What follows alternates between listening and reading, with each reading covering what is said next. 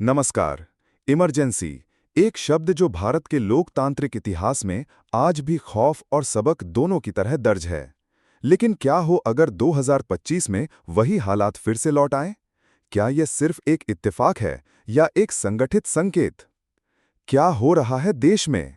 दिल्ली, लखनऊ, भोपाल और पटना जैसे शहरों में धारा 144 लागू। सोशल मीडिया पर 200 से ज्यादा अकाउंट सस्पेंड, कारण राष्ट्र विरोधी गतिविधियां। 3 बड़े समाचार चैनलों पर प्रेस काउंसिल की चेतावनी। 200 से ज्यादा सामाजिक कार्यकर्ताओं को रात में हिरासत में लिया गया। इनकम टैक्स और ईडी की रेड अचानक एक साथ कई विपक्षी नेताओं पर। कोई कुछ कहे उससे पहले पूछताछ, कोई कुछ दिखाए उससे पहले चैनल बंद, कोई कुछ लिखे उससे पहले नोटिस। लोकतंत्र या डर का शासन? संसद सत्र अचानक स्थगित, विपक्ष के सवालों पर माइक म्यूट, आरटीआई जवाब मिलने में महीनों की देरी, ट्रांसपेरेंसी गायब।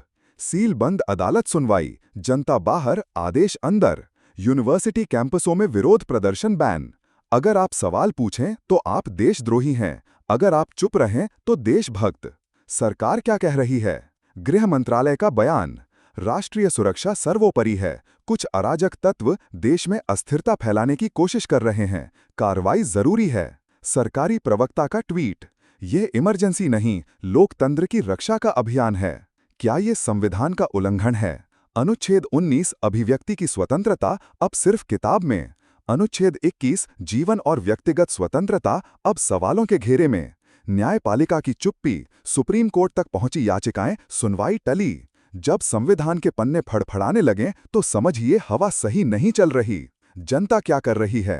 डर के साए में फेसबुक पोस्ट भी लोग ड्राफ्ट में सेव कर रहे हैं। व्हाट्सएप ग्रुप बदल रहे हैं नाम, जैसे मित्र मंडली या फैमिली अपडेट्स। कॉलेजों में चर्चा नहीं, खामोशी है। और गांव में कहा जा रहा है, चुप रहो बेटा, टाइम ठीक नहीं है। अंतर्राष्ट्रीय प्रतिक्रिया, human rights watch, amnesty international ने चिंता जताई। यूएन ह्यूमन राइट्स काउंसिल ने कहा, भारत को अभिव्यक्ति की स्वतंत्रता का सम्मान करना चाहिए। विदेशी अखबारों में headline, world's largest democracy under shadow again. निष्कर्ष, इमरजेंसी घोषित नहीं हुई है, लेकिन महसूस होने लगी है। अगर पत्रकार चुप हैं, अदालतें टाल रही हैं, संसद स्थगित है और जनता डर रही है, तो कागज पर भले इमरजेंसी ना लिखी हो, पर सच्चाई वही है। भारत फिर उस मोड़ पर खड़ा है जहां सवाल पूछना भी जुर्म बनता जा रहा है। अब ये तय आपको करना है, आप खामोश रहेंगे या संविधान के साथ खड़े होंगे। नमस्कार।